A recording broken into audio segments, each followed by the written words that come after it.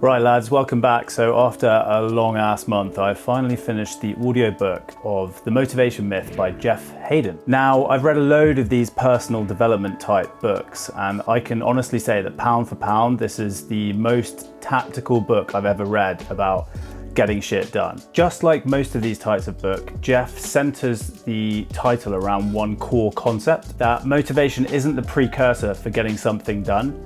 In fact, it's the result of getting something done that motivates you and lights that fire underneath your ass. Success and the satisfaction of seeing yourself make progress is what feeds that feeling of motivation. The key is to enjoy the seemingly small and minor successes and learn to love the process. When you consistently do the right things, success is predictable and inevitable. Alongside that core concept, Jeff has filled the book full of actionable tactics that will help nudge you along that path to success. He goes into detail about how to improve relationships, smash career ambitions, and hit fitness goals. He uses examples from his own life and stories from others to illustrate and inspire readers to create their own motivation and their own success. One of the chapters that I think could add the most value to most people's lives is the chapter about how to have the most productive week ever. I think the reason that I really like this chapter is that he has distilled into a super short list a load of tactics and productivity hacks that I've picked up over the years,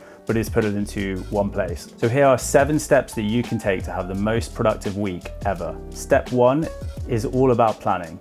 You need to take some time on Sunday to plan out your week. In the book, Jeff says to dream big, set huge goals, commit, and then create a process. Then you can forget about the goal and just work that process. Set it and forget it. So the first thing you need to do is map out the week ahead. He recommends that every Sunday, take some time, half an hour, 1 hour, to map out the week ahead and really put some structure into how you're going to attack it. By pre-planning the specifics of the week, you are stacking the odds in your favor of getting the stuff done that you need to get done actually done. Now this leads directly into step number 2, and this is to actively block out task time. You need to take your goals for the week and you need to break those down into the smallest of bite-sized tasks. The smaller the task, the less likely you are to get overwhelmed and succumb to procrastination, which then nicely leads into step number 3, which is to follow a realistic to-do list. I get it. You back yourself, you're a productivity machine. You're motivated and you're ready to tear through your to-do list this week. The reality of the situation though is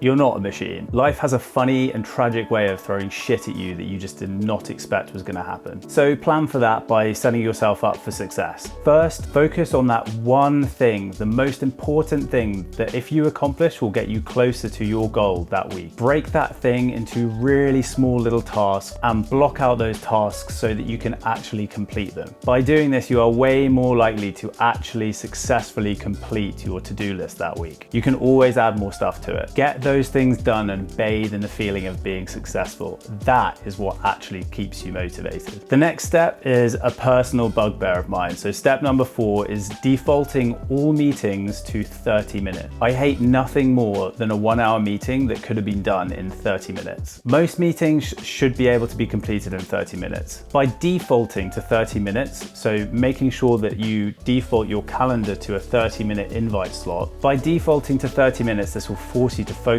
only on what is most important. Do not be a slave to that 1-hour default calendar slot. Tell Google Calendar to fuck off. Monkey on the car. Monkey on the car.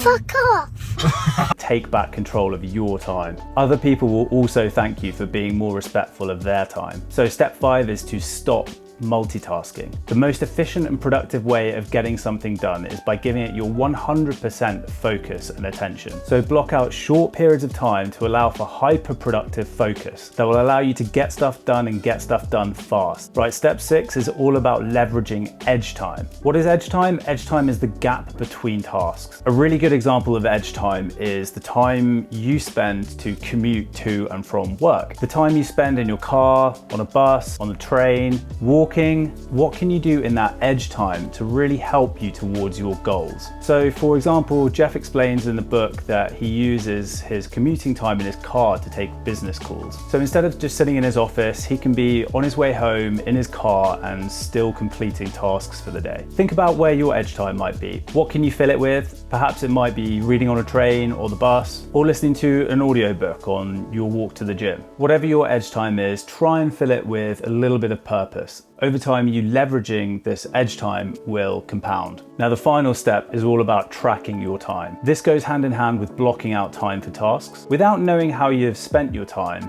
it's hard to allocate and forecast how much time it's going to take for you to actually complete tasks. At first, this might be difficult, but it will get easier and easier over time. The more you know about how long it takes for you to generally complete stuff, the better you will get at planning out your week and getting stuff done really productively. So in summary, every Sunday, plan out your week. Spend some time putting in a bit of effort and planning out what your week is going to look like. 2, actively block out periods of time for you to focus on different tasks. 3, follow a realistic to-do list. Actually get stuff done and feel motivated by the feeling of getting stuff done. 4 is default to 30-minute meetings. Have some respect for your colleagues, get hyper-focused and get loads of stuff done at work. 5, stop multitasking. Focus on one thing, get that thing done and get it done right. 6, obsess about leveraging your edge time. Think about where those gaps in your days are and try and fill it with a bit of purpose and value. Finally, track your time. If you don't know how long you're spending on doing stuff, you'll find it harder to plan and prepare for the week ahead and getting stuff done as efficiently and productively as possible. So as Jeff concludes in the book, don't tell me your goals, do not tell me your dreams, just tell me your plan.